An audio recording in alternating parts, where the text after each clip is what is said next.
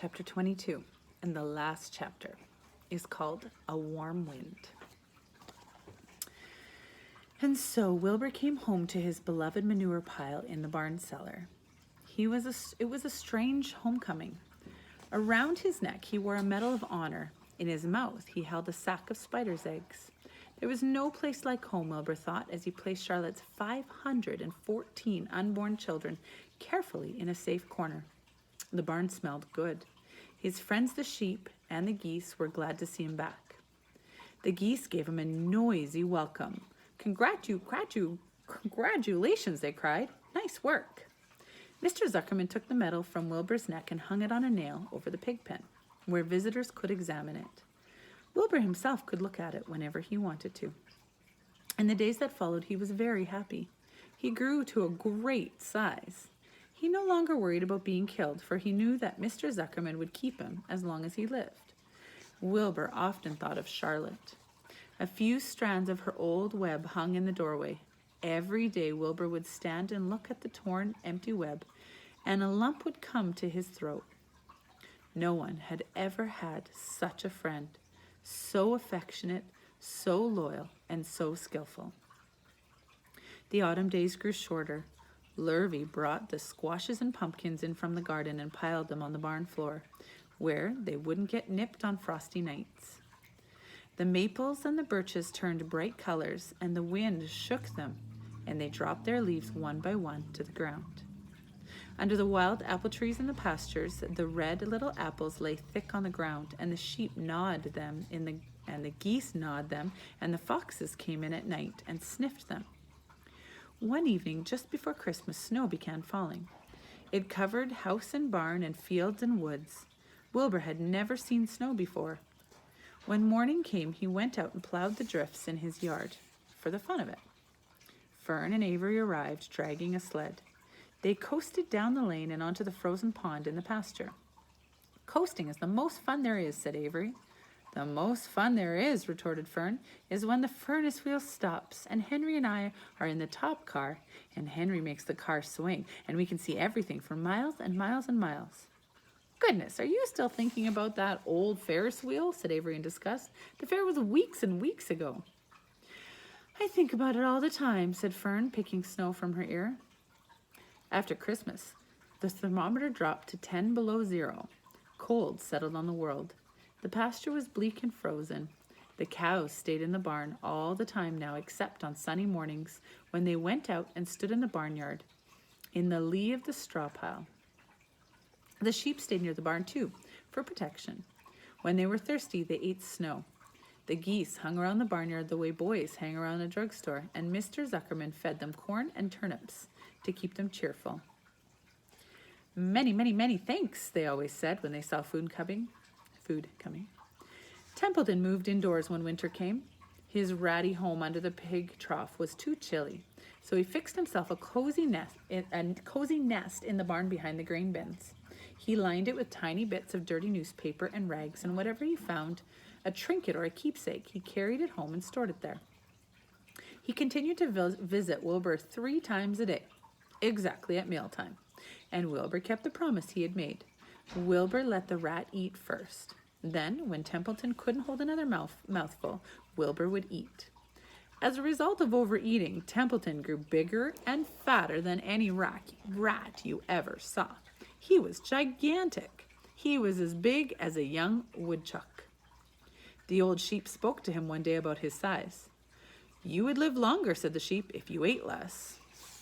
"Who wants to live forever?" sneered the rat. "I am naturally a heavy eater, and I get untold satisfaction from the pleasure of my feast." He patted his stomach. He grinned at the old sheep and crept upstairs to lie down. All winter, Wilbur watched over Charlotte's egg sack as though he were guarding his own children. He had scooped out several places in the manure for the sack next to the board fence. On very cold nights, he lay so that his breath would warm it up. For Wilbur, nothing in life was so important as this small round object. Nothing else mattered. Patiently, he awaited the end of winter and the coming of little spiders. Life is always a rich and steady time when you're waiting for something to happen or to hatch. The winter ended at last. I heard the frogs today, said the old sheep in the evening. Listen, you can hear them now.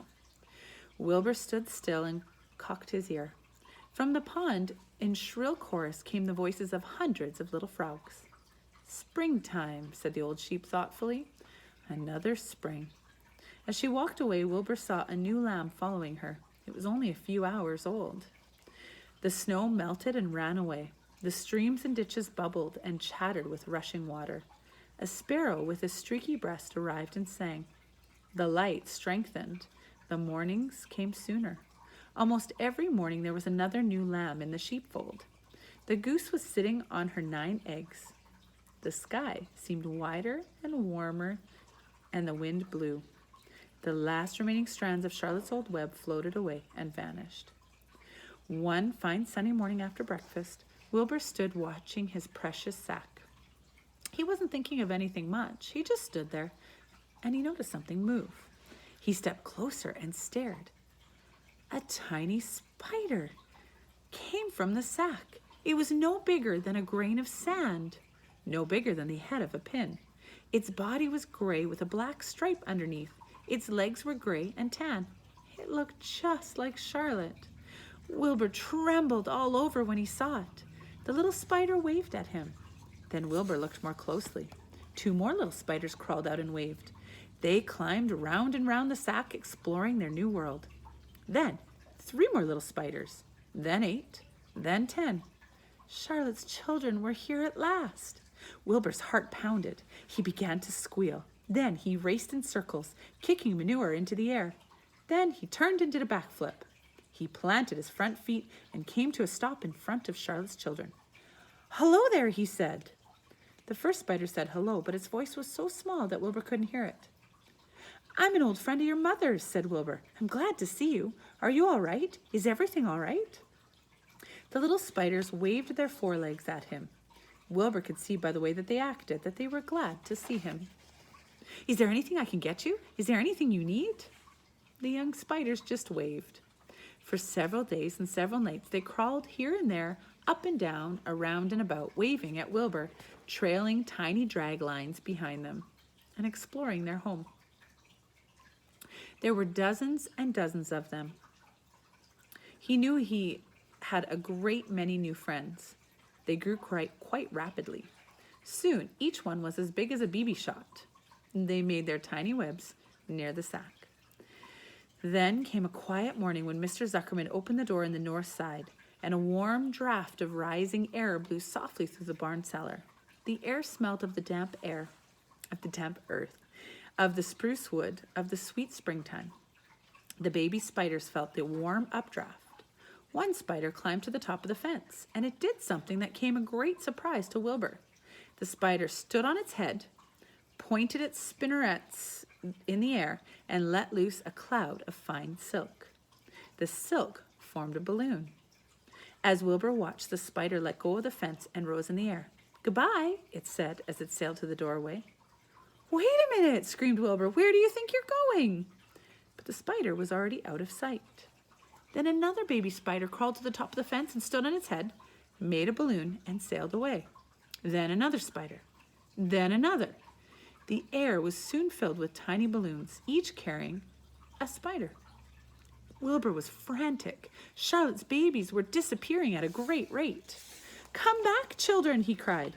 "Goodbye," they called. "Goodbye, goodbye." At last, one little spider took enough time to stop and talk to Wilbur before making its balloon. "We're leaving here on this warm updraft. This is our moment for setting forth.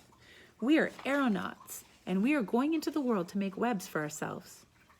"But where?" asked Wilbur.